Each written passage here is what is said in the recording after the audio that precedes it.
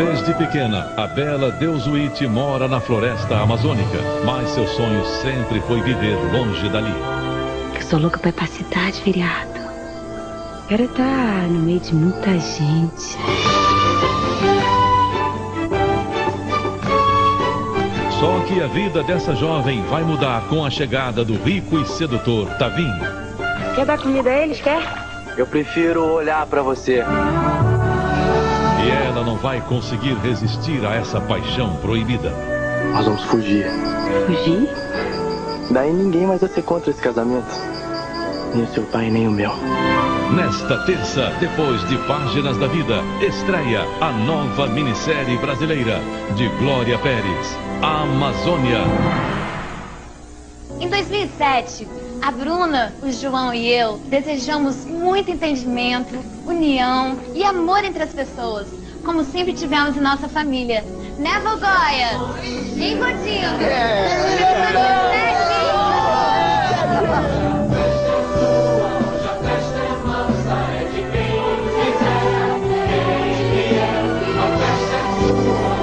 Em 2007, nossos sonhos serão verdade.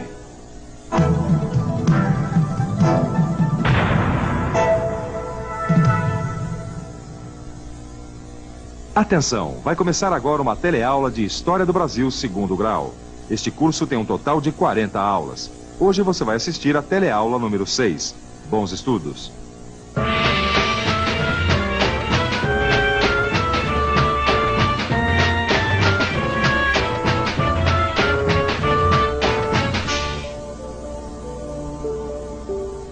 Na teleaula passada, você aprendeu que a cana-de-açúcar era o produto mais importante na economia da América Portuguesa, ou seja, na economia do Brasil nos tempos da colônia. Hoje, nós vamos conversar um pouco mais sobre esse assunto. Na teleaula de hoje, você vai conhecer as grandes fazendas na época do Brasil colonial. Vai saber como os engenhos funcionavam por dentro, vai estudar as formas de produção e de trabalho nesses lugares e vai conhecer também outras formas de trabalho que se desenvolveram em volta dos engenhos e em outras partes do território colonial, onde havia mais escravos índios que africanos. E a gente vai ver aqui muitas imagens que retratam o cotidiano do trabalho dentro dos engenhos de cana-de-açúcar. Fique ligado que a nossa teleaula está começando.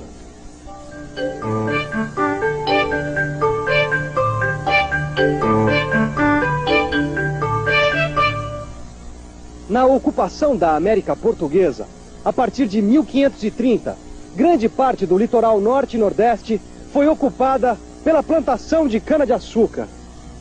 Mas essas praias não foram escolhidas por acaso.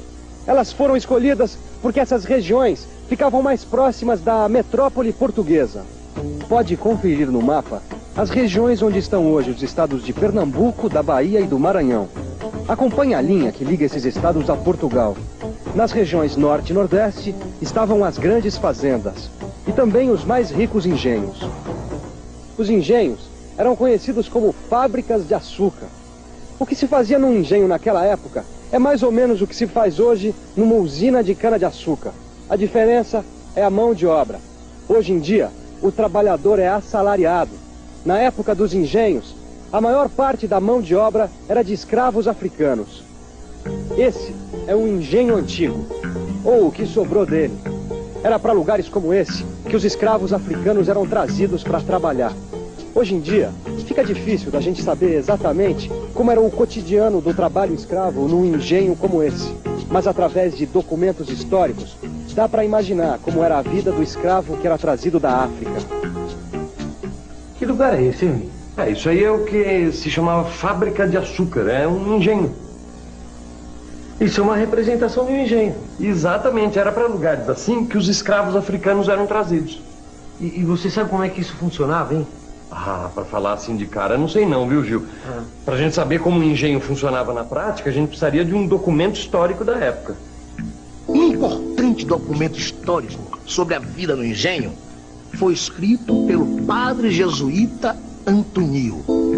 Eu tenho aqui alguns trechos escritos por ele sobre o engenho da Bahia no início do século XVIII.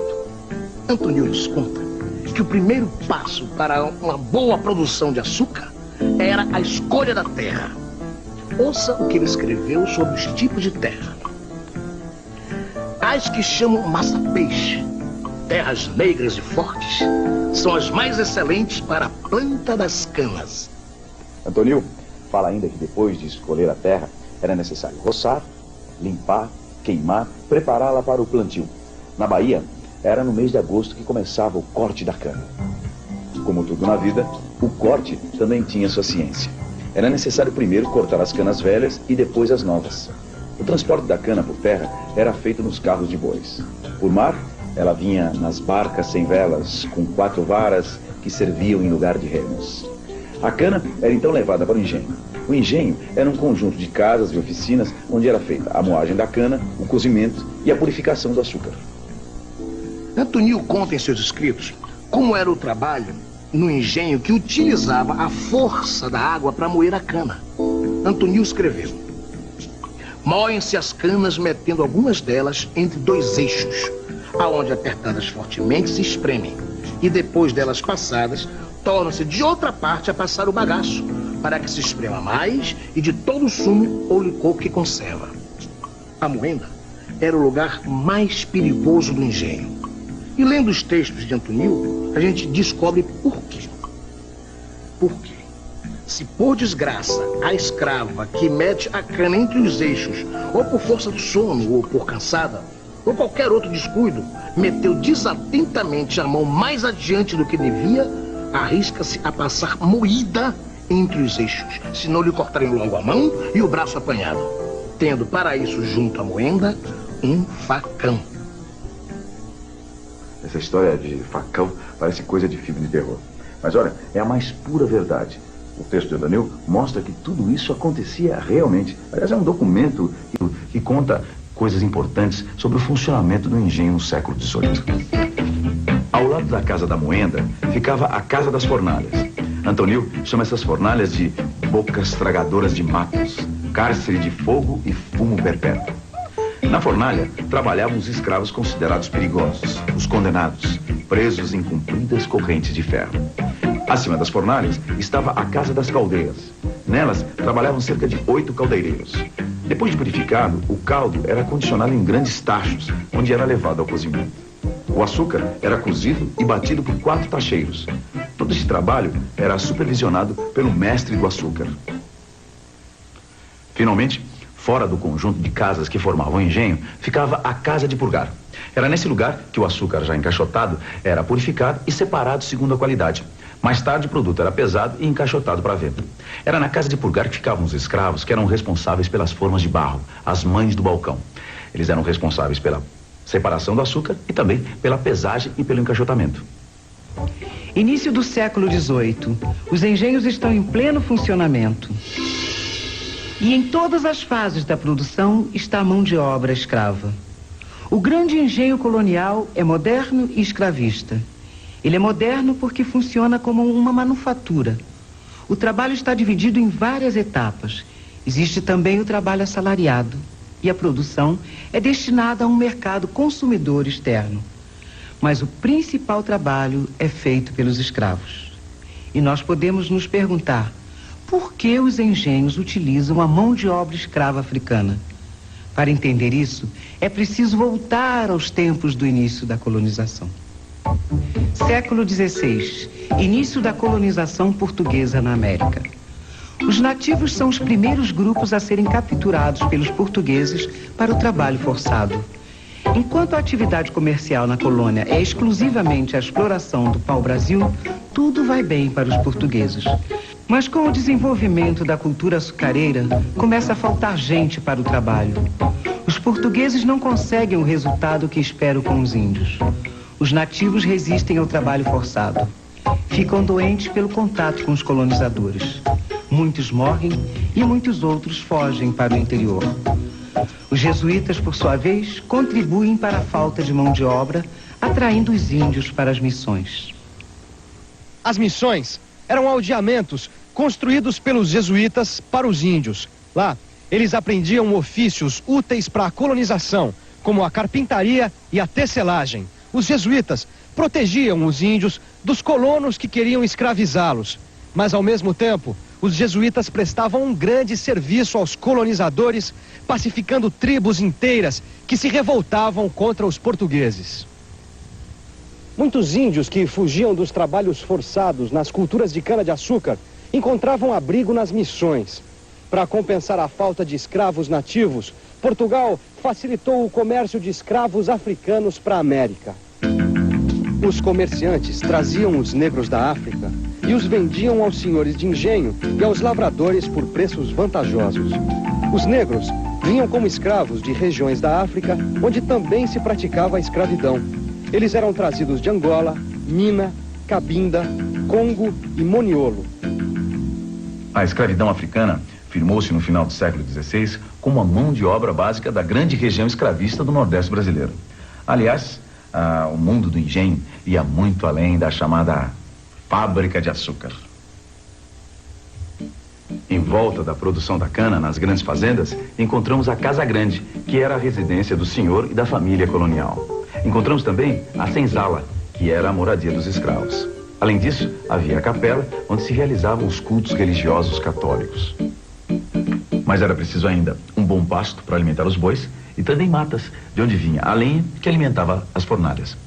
Por isso mesmo, em volta da produção de açúcar, muitas outras atividades foram surgindo.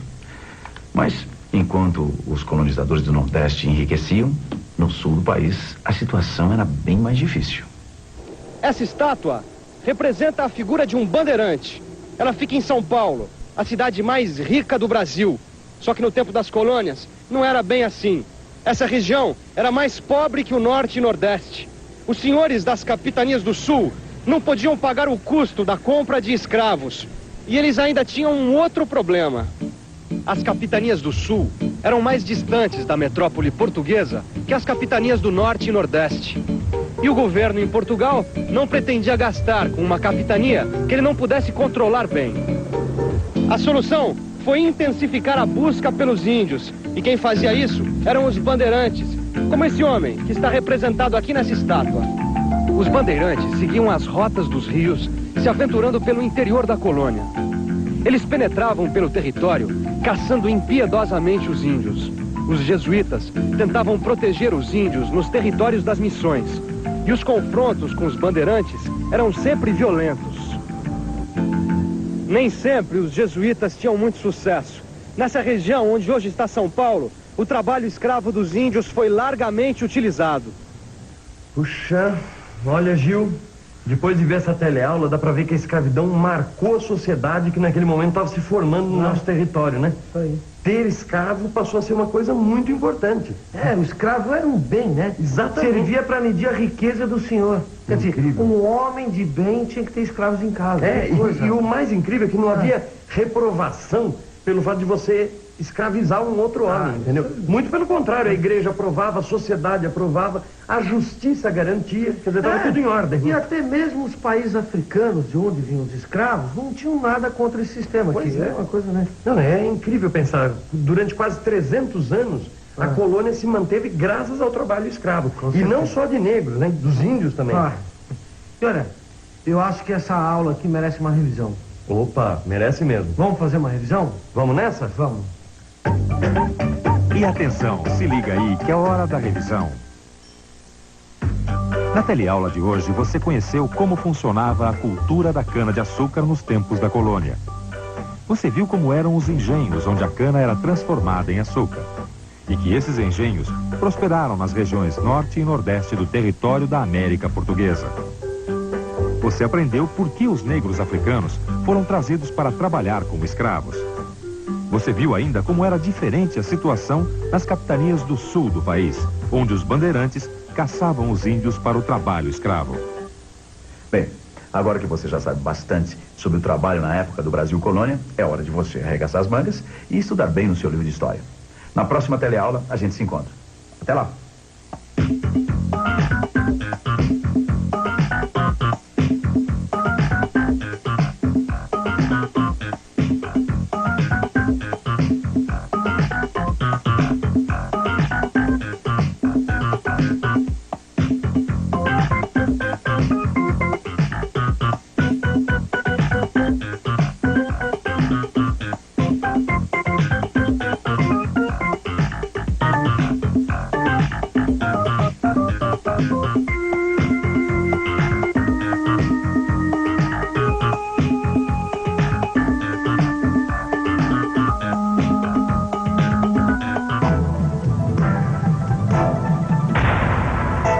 Telecurso 2000, um programa de educação do Sistema Fiesp e da Fundação Roberto Marinho.